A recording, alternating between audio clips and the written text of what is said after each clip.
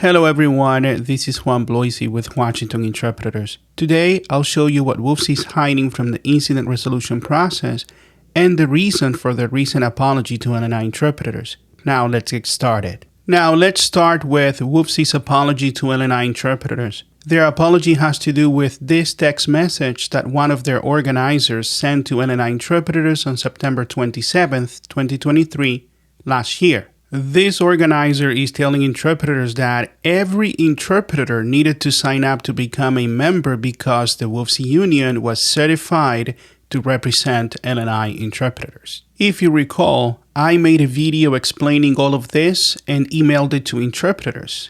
Feel free to return to that video and watch it if you want a refresher on that explanation. But the main problem with that text message from WFSE is that they were implying that interpreters had an obligation to become union members just because they were certified to represent interpreters on September 14th. After that, I called them out on their lies.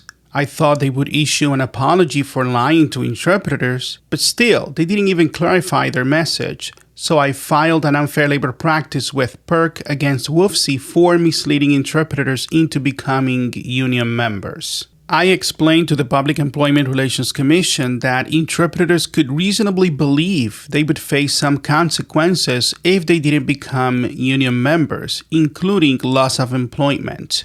That's because I received feedback and emails from interpreters thinking they had to become union members because of that text message, which is not the case. So I demanded an apology from WFSE in the form of a written statement. I was willing to go to trial to make WFSE do the right thing for interpreters. This unfair labor practice was filed on February 27th, earlier this year. However, WFSE didn't want to go to trial, so we engaged in mediation with PERC. This happened last Thursday, October 17th. And as you can see here, we were able to reach a settlement agreement. Here you can see that WFSE agreed to post a statement on their website for 30 days and to email it to interpreters who received their misleading text message back on September last year. The statement contains an apology and an explanation. You can see in this image that we signed the agreement on October 17th. WFSE agreed to the language I included to be in the statement. The statement reads, on September 27th, 2023, the WFSE sent a message to some language access providers stating that, quote, now that the union is certified, every interpreter needs to sign up to become a member, end quote. To the extent this statement implied that LAPs were required to become members, that was inaccurate. No LAP may be required to become a WFSE member as a condition of employment. You can see that it says here that WFSE apologizes for any confusion it may have caused. Here you can see the posted statement on their website as agreed, including the language containing the apology to L&I interpreters. WFSE also emailed everyone who received the inaccurate text message from September 27th last year. After they did that, I withdrew or canceled my unfair labor practice with PERC as part of the agreement because my main point was for all L&I interpreters to see that there is no obligation for you to become a union member in order to work in the L&I system. Many interpreters are so afraid of this union, thinking that they have to become members, otherwise they'll be blacklisted or won't receive any work, and that's just not true. Union membership is optional for interpreters in Washington state. Remember that. If you received a text message from WFSE last year on September 27th but have not received an email with an apology from WFSE, please send me an email and let me know. Now, switching gears, here is the email sent by SOSi to L&I interpreters notifying us that the incident resolution process becomes effective on November 1st. SOSi is letting you know that this incident resolution process has been updated with input from the union. Remember that. That's important for what you're about to see in this video. They're also reminding every interpreter that we all signed this agreement when we registered to work with SOSi. Now, I agree that we need to have a set of standards and rules in the L&I system with consequences for people who engage in shenanigans that stain our profession and harm patients.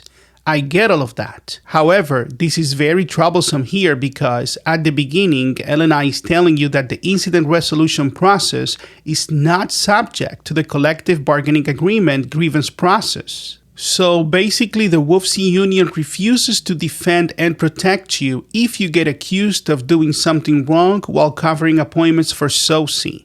Don't get me wrong.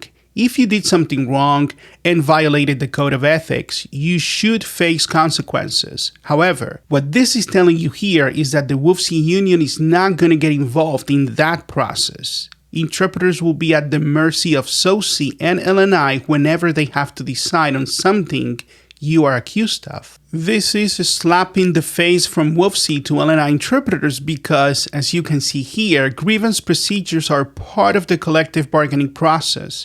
You can read the revised Code of Washington here and reference this image. You can clearly see this law here pertaining to language access providers or interpreters, outlining the collective bargaining scope for interpreters, meaning all of the things that we have a right to negotiate over. You can see here that we are authorized to negotiate over grievance procedures.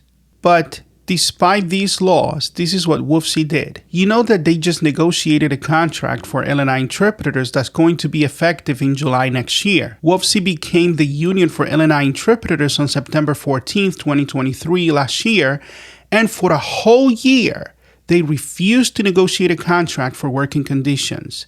But now they entered into this interim or in-between agreement or contract with L&I from September 30th this year until June 30th next year. This agreement is not beneficial to L&I interpreters whatsoever, but the union is getting many things they want for themselves. And look at what WFSE just agreed to with L&I. Read section number 4 and read the process for feedback about services provided by language access providers. It says the agency welcomes input from the union to improve the process of comments about services provided by LAP or interpreters. However, look at the last sentence. It says, this process for feedback is not subject to any grievance process.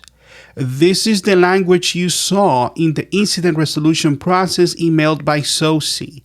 Because the WFSE union washed their hands and decided not to be involved, WFSE will let L&I and SOSi deal with L&I interpreters however they see fit. I just showed you all the evidence. I showed you all the laws that gave the union the right to negotiate over grievance procedures. But WFSE refused to exercise those rights. Therefore, you are not protected before L&I and SOSi whenever you get involved in any incidents. Here you can see the process for when somebody gives feedback about you as an interpreter. They'll let you know within 10 days of any feedback they receive about you. And potential outcomes for feedback received include outreach for education warnings on record, partial or full suspension, or other actions, including account deactivation and subcontract termination. Yes. So I'm not going to get into the different kinds of incidents, but they are classified depending on how severe they are violating the code of ethics. They have low, medium, and high severity incidents. Now, I have received many emails from interpreters concerned about these incidents and their classification, especially some of the medium severity incidents. For example, you can't be on your phone or even glance at your phone while in an appointment because, according to this, somebody can report you and you can face severe consequences. The concern from interpreters here is that they don't want to miss on an appointment offer. Interpreters are not looking at their phones while working, but in the L&I system, you're often there when the patient is doing something else. You have a quick second to look at your phone and see if there are any appointments available, but according to this, you're getting in trouble if you do something like that. It would help if the bulk of appointments could be loaded up to the app when we're not working, say at 6 a.m. in the morning or maybe later at 7 p.m. But that's not all.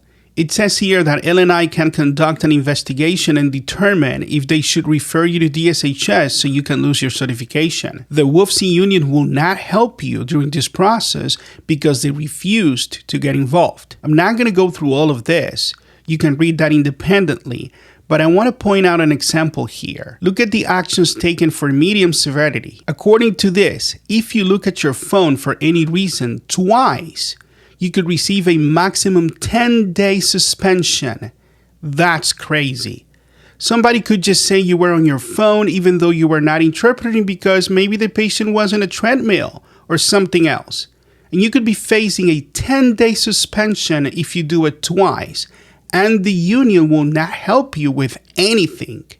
This is crazy. In the end, all these rules were imposed by L&I, and the WFSE union didn't want to get involved. L&I is here treating us as employees with all of these rules and impositions, but we are independent contractors. Again, I am in favor of rules and discipline, but this incident resolution process gives all the power to L&I, to medical providers, and SOSi, while interpreters are vulnerable and unprotected. But this is what you get from the WFSE union. This is a union that won't even apologize for their mistakes unless you take them to trial. A union that refuses to represent you even when you're in trouble. They don't get any benefits for you, but they still want your union dues. But it is your right to opt out of WFSE and stop paying union dues. Go to optouttoday.com/WFSE1671 to do so and keep your hard-earned money. See you in the next one.